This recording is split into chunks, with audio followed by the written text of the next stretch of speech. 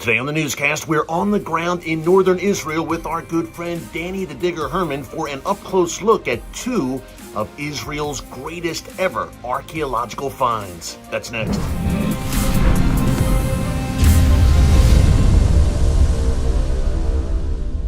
Hey folks, Eric Stakelbeck here. Welcome to the Watchman Newscast. It is Friday, and this has been a very busy news week filled with wars and rumors of war. So we wanted to close out this week with some positive, encouraging content, in particular biblical archaeology. Folks, if you watch this newscast on a regular basis, you know that we love biblical history and archaeology, getting on the ground in Israel and other places throughout the Middle East and bringing the Bible to life for you through these amazing archaeological finds. Well, today we've got perhaps two of Israel's greatest ever, according to experts, archaeological finds. They are both found in northern Israel at an incredible site called Tel Dan. Now, number one, we've got the world's oldest man-made archway dating back some 4,000 years. It is called Abraham's Gate, and you'll see why in a minute. Number two, many revisionist historians over the years have said that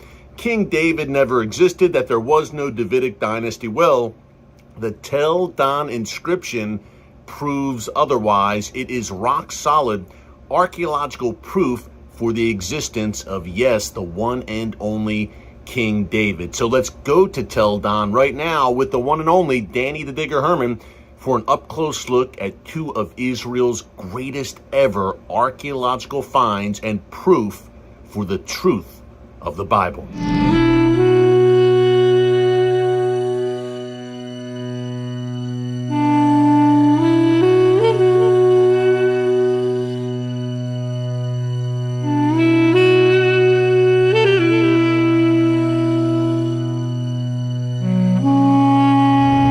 Danny, at a site filled with amazing archaeological discoveries, this absolutely stands out. We mentioned Abraham earlier. What is his significance to this very ancient structure that everyone sees before us right now?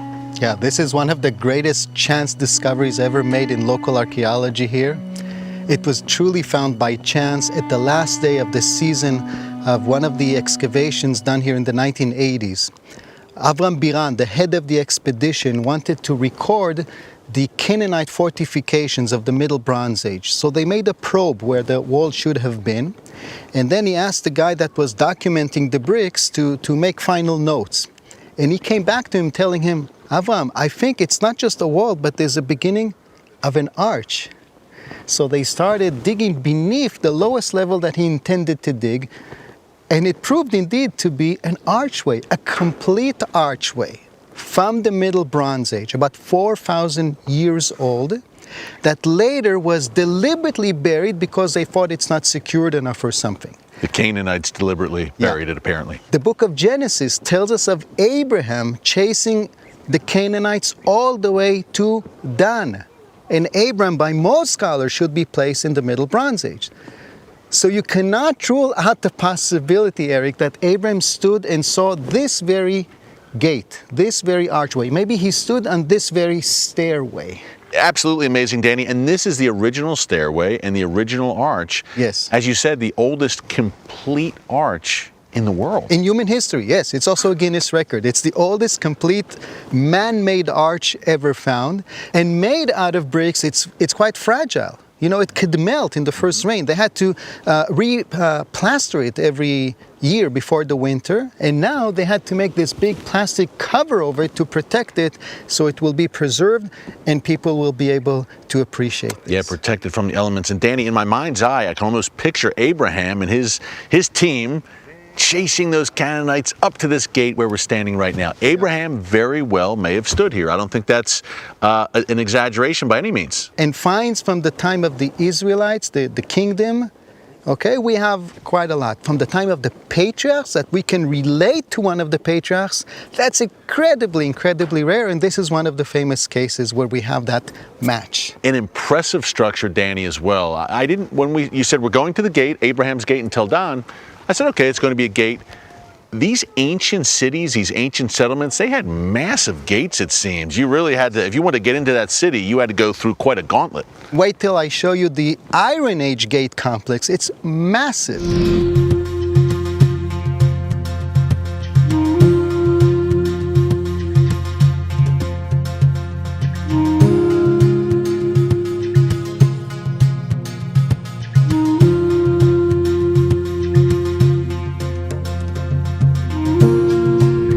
Danny, we saved the best for last. And at a site like Tel Dan, that is saying something. Hey, we already saw the oldest man-made arch in human history ever found. We heard about Jeroboam, how he made this a cultic center, tried to drive worship away from Jerusalem. And yet, the final prize that we will discuss today is even greater than those. Yes, and that was found right here behind that yellow sign. First of all, we are now at the southern edge of Tel Dan, and behind you are these massive walls of the gate complex. This is the best illustration for how big and influential was the Israelite northern kingdom.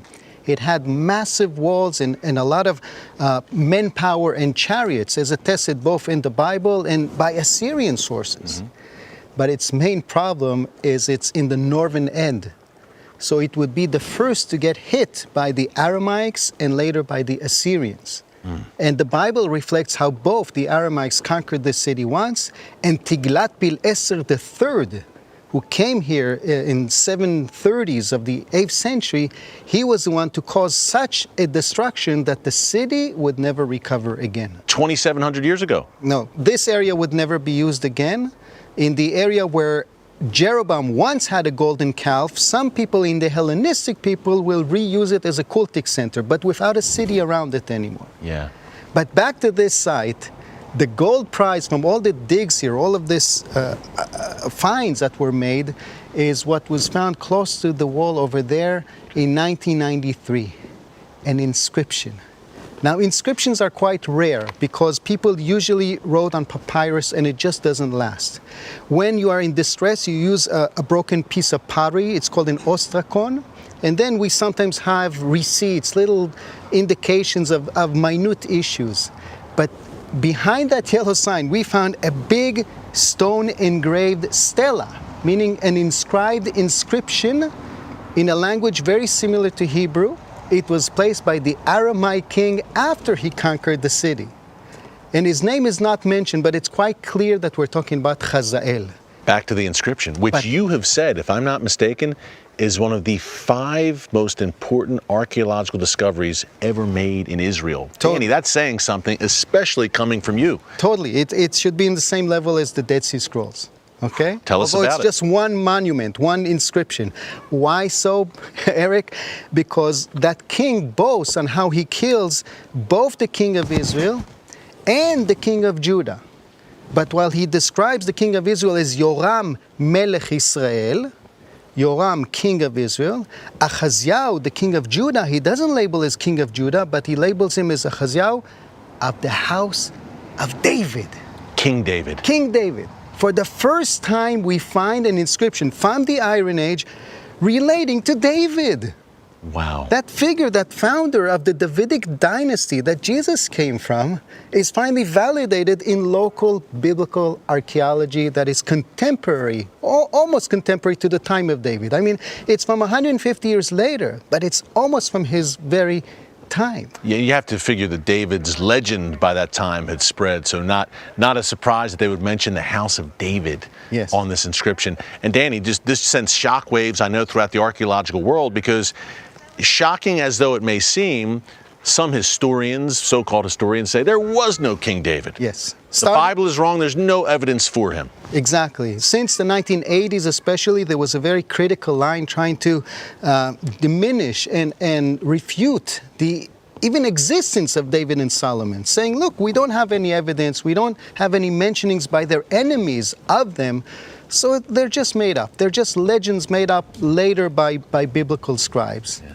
The Bible's a bunch of fairy tales. Exactly. And then this was found. It was such a revolution. Those scholars that were so minimalist even accused the archaeologists here of forging it. They just couldn't accept the fact that David could be found on an inscription, but a year later they found another fragment that matched it and completed the text. Now we still have about, I don't know, 25 or 30% of the whole inscription. Maybe more of it is still buried here. Who knows? Thanks again to our good friend Danny the Digger Herman. As always, folks, if you like that segment and you want to see more like it, be sure to tune in to our weekly Watchmen television show on TBN. Hey, we've got the newscast here every day on YouTube, but we also have a 30-minute weekly television show on TBN, the world's largest Christian television network, airing every Thursday night at 10 p.m. Eastern Time, and then Fridays at 6:30 p.m.